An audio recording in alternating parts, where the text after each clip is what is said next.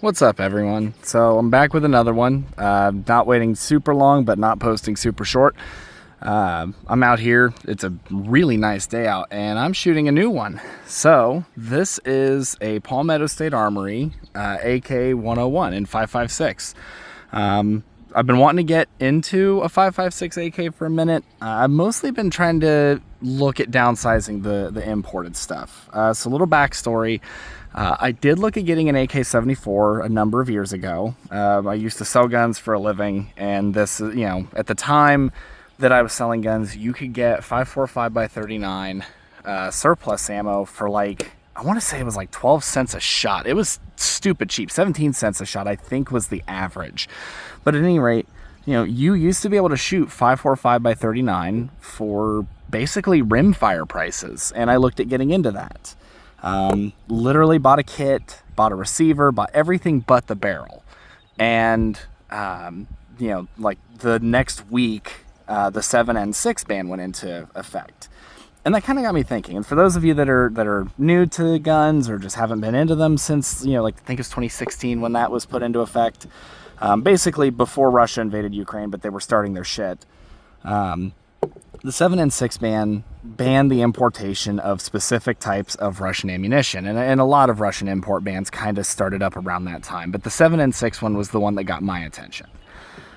Because basically overnight, 5.45 by 39 dried up, for one. I mean, it was 2016. Everyone was, or 2017 or whatever. Everyone was into prepping. Everyone was into the doomsday stuff. It was, Sandy Hook was still fresh on our minds. No, it might have been before. That might have been 2015. It doesn't matter. That's easily Googled. But anyway, with the 7 and 6 ban, I overnight saw this very plentiful supply of ammunition dry up. And, surplus in general started drying up around that time. And not just ammo, but guns too. Mosin Nagants prior to that had been about, $110, $120 for a decent one. SKSs were still coming in from China and other countries. You had an ample supply of surplus. AKs could still be imported from other countries. Kalashnikov and Arsenal guns were still being made from, easily imported kits. You could go to Apex Gun Parts and buy a kit pretty cheap, and then use a Tapco trigger if you wanted to be 922R compliant. Nobody did. Yeah, it was kind of a nice time for surplus. I mean, not as nice as it was back in the day when you could get a $50 Mauser, but it was nice. Anyway, that kind of got me thinking. The supply chain on imported stuff is very fickle. It's very easy for any lawmaker, the president, whoever, to say, we don't need imports from this country. Those of you who have been into guns longer than I've been alive know when the Chinese import ban went into effect back in the 90s. Norinco SKSs and the Norinco AKs and stuff like that, Polytechs and such, they became $1,000 AKs and, multi-$1,000 guns almost overnight. Now, I think that I just recently, before getting this gun, saw a Polytech AK for like $3,500 in a gun store. So import bans are nothing new, but it got me thinking at the time. Maybe I need to stop relying so hard on imported stuff. I already had an AK at the time, a 5.56 or 5.56, a 7.62 by 39 Bulgarian underfolder. Still have it. Underfolders really aren't my favorite to shoot, so I don't really break it out too often, which is a shame because it's a fantastic rifle. Anyway, so it got me thinking, kind of get away from import stuff. Since then, I've sold my Mosins, I've sold my SKS. I just don't shoot 7.62 by 39 that much anymore, mostly because the guns I had to shoot it in, I didn't really care to shoot. And, my other calibers, I just standardized to 9mm, 308, 5.56, so on and so forth. Well, ARs get boring. I love them. They're fun guns. And I will say, in a war zone, I'd take an M4 or an AR. They seal up against dirt. I mean, look at, the old in-range videos of the AK mud tests and dirt tests and all that stuff. The ARs always did better in those. But ARs, you fire one magazine, you got to clean them out. They stay clean They stay clean when you carry them. You don't really have to clean them when you carry them around, but you do have to clean them when you shoot them. AKs, M1 Garands, M14s, all your piston guns, they stay clean, when you shoot them, but not so much when you carry them around. So you can see kind of how dirty they are. At least that's kind of the general rule of thumb. You don't have to clean them as religiously. Carbon isn't getting caked up into them quite as bad. And if it is, it's in, it's not in a small, thin diameter tube or inside a bolt carrier or anything like that. Plus, I like the variety of different guns. I like shooting different stuff. I like, I'm not in the end of the world. For God's sakes, I mean, I live in the United States, and as turbulent as things are, there's not a lot of risk of invasion to me. Like, guns are a hobby, even though I used to be way into prepping. I used to be way into that stuff. So there's still an element of that to me. Like I said, I like to be logistically minded. I like to, I like to have stuff that I can get parts and ammunition and all that for. But it's more about enjoyment. If they ever were to ban the import of a specific caliber and I'm not ready, the industry isn't ready to supply ammunition, well, now you're kind of screwed. Look at the guys that have Arisakas and Labels and Martini Henrys and stuff like that, where they have to damn near reload their own ammo or hope to God that Privy Partisan is making some stuff for them. Among other smaller batch manufacturers. Like, you really have to want to shoot them. Even 8mm Mauser, which used to be, a dime a dozen caliber, is no less expensive to shoot. 7.62 by 54R, no less expensive to shoot than 308. There are a million better guns in 308 that are more fun to shoot, that are now cheaper to shoot than an ammo that, used to be, I don't know, like $90 for 400 rounds. Like, it used to be you'd buy, for less than $200, you'd buy a gun, a case of ammo, and when you were out of the ammo, you just kind of forgot you owned the gun. And that was within the last 10 years. So anyway, back to this gun. So this is Palmetto State Armory's offering of the AK101. This is, I just got done putting a few rounds through it, so. And we're good. Okay. Anyway, this is Palmetto State Armory's offering. I'm a big fan of Palmetto. They get a lot of hate from the bougie gun guys. They get a lot of crap from your Gucci gun owners. Palmetto has done more for the gun industry, in my opinion, than Colt, Smith & Wesson, or damn near any other company has in the past 60 years. They've, Palmetto, love them or hate them, their cheap AR kits are the reason the AR-15s, like, banning AR-15s is almost not even worth it anymore, because they are so prevalent. Like, it's kind of like when Colorado did their magazine ban and Magpul relocated their manufacturing and just left dumpsters of magazines all over the place, or reportedly left. They were just giving magazines to anybody that would have them, so that all these magazines would be grandfathered in and enforcement wouldn't even be worth attempting. That's kind of how AR-15s are now, and Palmetto shares a lot of that. Prior to them, ATI Omnis and Smith & Wesson M&P Sports and guns like that were, they were new to the market, but you didn't have a cheap and easy source of building your own gun or customizing it, without buying one already and going at it that way. They made it where you could just kind of custom tailor it. Now they're in the AK market, and that's no big secret. There are videos on these guns, not a ton on them though. I'm doing this video just because I want to, not because I'm trying to be first to the market. Anyway, let's have a look at it. So now mine did come with the cleaning rod on the website. They're not stated as coming with the cleaning rod. They may or may not come with them. Mine did. Now, the only thing that I've had on this gun that's been kind of a pain in the ass is getting the cleaning rod back in. Maybe something's not lined up right. Maybe it's not a big deal to me. I use different cleaning kits. It's really more there for looks. I don't really remove it that often. To remove it, you just kind of unscrew the flash hider, which I'll get to that in a second. So that's one feature. The sling is, I already forget what brand this sling is. But it's, there it is, Blue Force Gear. It's a good sling. I like it. Say, just attaches with a cord up front, has a cutie sling, swivel already on it. Very basic AK style sling. This is the folding stock model. It does have a side rail, and there's a cutout in the stock for that. Standard to an AK-74. 90-degree gas block.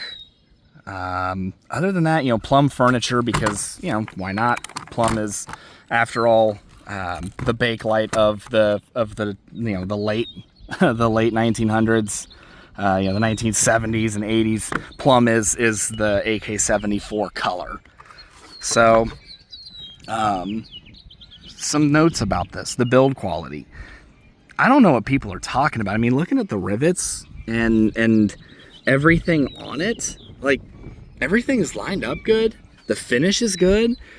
I don't know what people are talking about. Like, this thing has outstanding build quality, especially for a not $2,000 gun.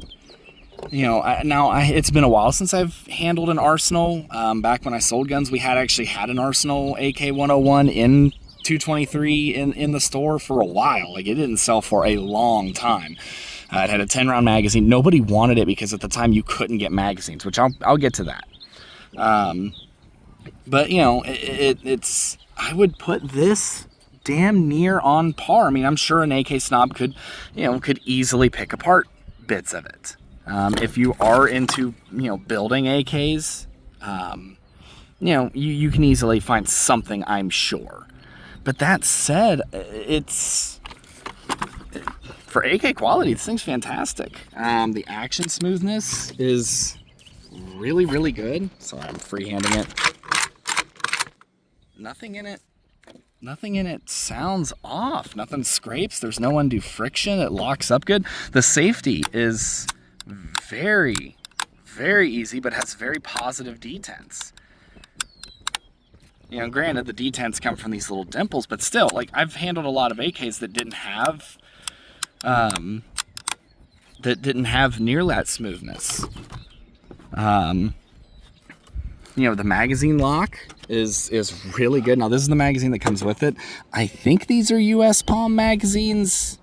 I'm not sure. I didn't look up that marking. This is just the one that Palmetto sells with the gun. And I think I'm pretty sure they sell this exact mag on their website, but they were out of stock when I ordered my magazines, so I ordered different ones. It does take standard, and I did call Palmetto's. They're like one of their stores. Now, I do wish that their customer service for their website on the guns was a little bit less automated. When I called, it was all automated, so I ended up actually calling one of their stores. But even then, the employees at the stores were very helpful, because I wanted to make sure that this didn't take any weird pattern of magazine, or that this didn't take their exclusive magazine. By and large, it sounds like a lot of your AK-101 pattern rifles take the same magazine. This is just an AK-74 magazine with different internals and different internal measurements. So I'm not particularly sure if they're all the same way like that. Like I said, I haven't been into AK-74s for very long, or the AK-101s. But that said, this, it takes from what they said, you can go out and buy, you can buy out your AK Unity mags, and all that stuff, and they work really well. So this is one of the magazines I picked up. I believe these are AK Unity, but metal catch, metal hook on the front. I'm just running steel case ammo, nothing special. This magazine I just threw in there, I already fired it. I'm kind of doing initial break-in and accuracy testing. I'm not looking for pinpoint precision out of this. I'm just shooting iron sights. I may add an optic at a later date. It does have the scope rail, takes standard AK scopes. I actually bought a scope for it off of Amazon. It was like $200 and something. Wasn't expensive. It was a standard AK pattern scope. And it's funny, it's made in China.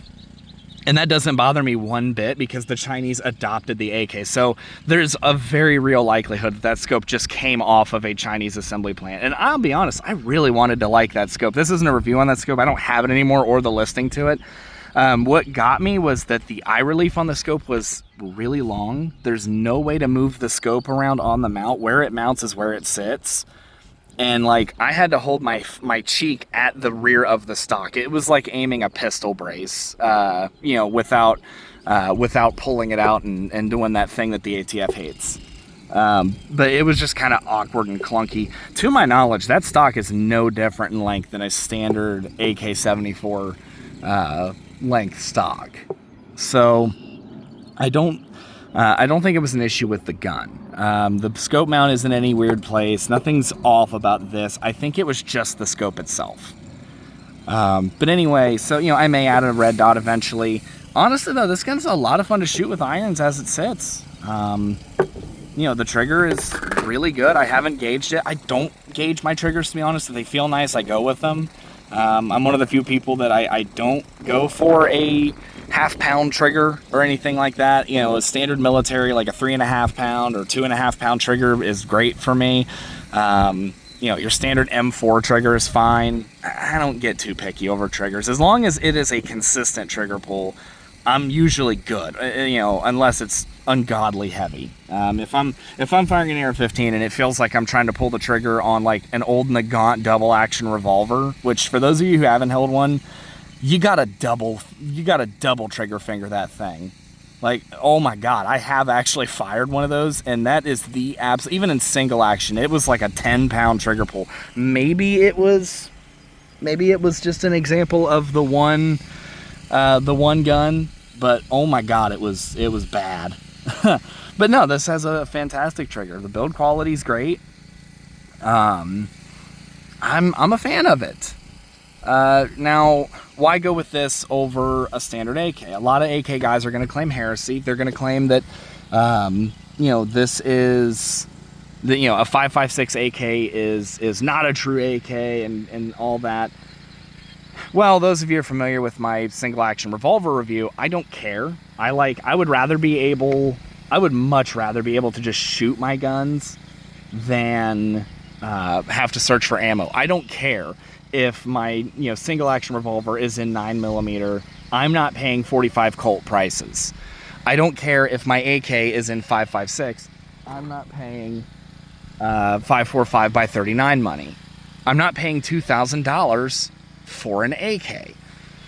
So that's one reason that I don't go for necessarily correct calibers per se. I'm a shooter. I've sold off all the guns that are in weird calibers that I never got to shoot because I spent more time looking for ammo than enjoying the guns. I'm over it. I got past that.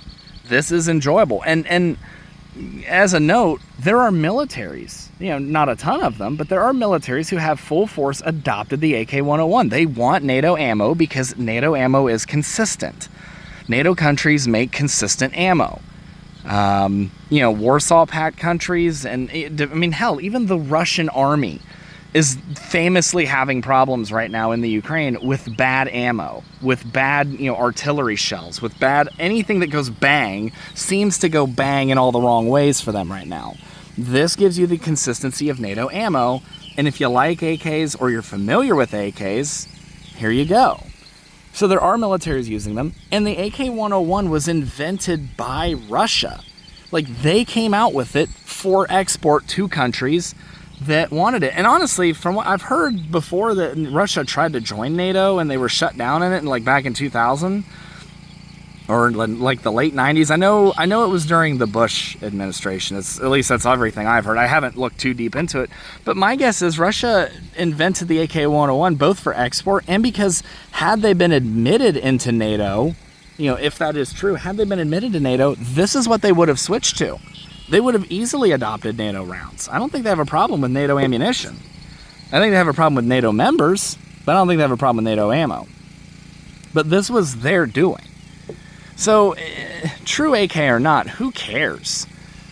The build quality on it's good. It shoots great. Now, something that, some things that are kind of odd. Now, I don't know if this is true with all AK-74s, but I'm used to AK-47s.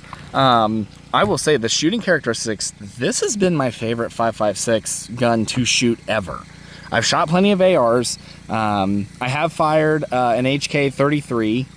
I have fired some of the, the Galils and stuff like that.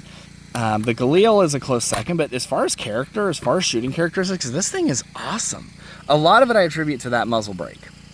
Now, for those of you that are used to an AK-47, you're used to the Tapco or the aftermarket muzzle brakes that look like a 74 brake, and they are a solid chunk of metal that tapers off here, and it's just a machine piece of metal. This is actually, okay, it's not too hot anymore. This is actually hollow on the inside.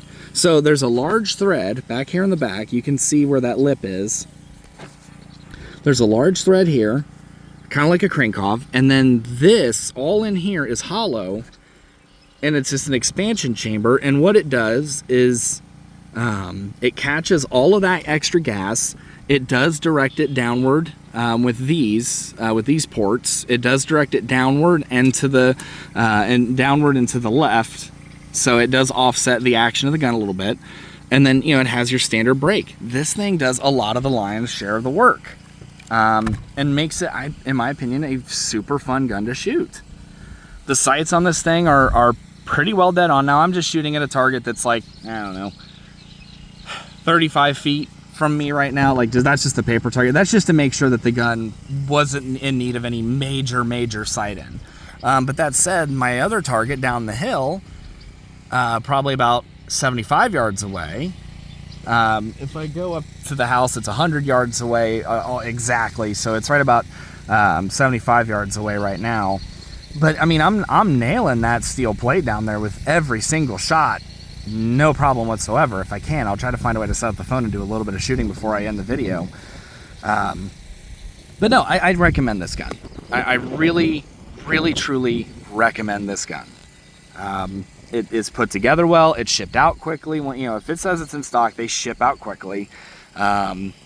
It is a super fun gun to shoot. I don't get the hate for the Palmetto AKs. Maybe some people got bad batches, but my experience with them and their products has been good. I'm not a sellout to them. I'm not paid to do this. I'm funding this on my own. But yeah, I mean, if you're looking at one of these, they're pretty good. I recommend it. Give it a shot. Pun kind of intended. Let me try to get this set up. I'll do a little bit of shooting with it.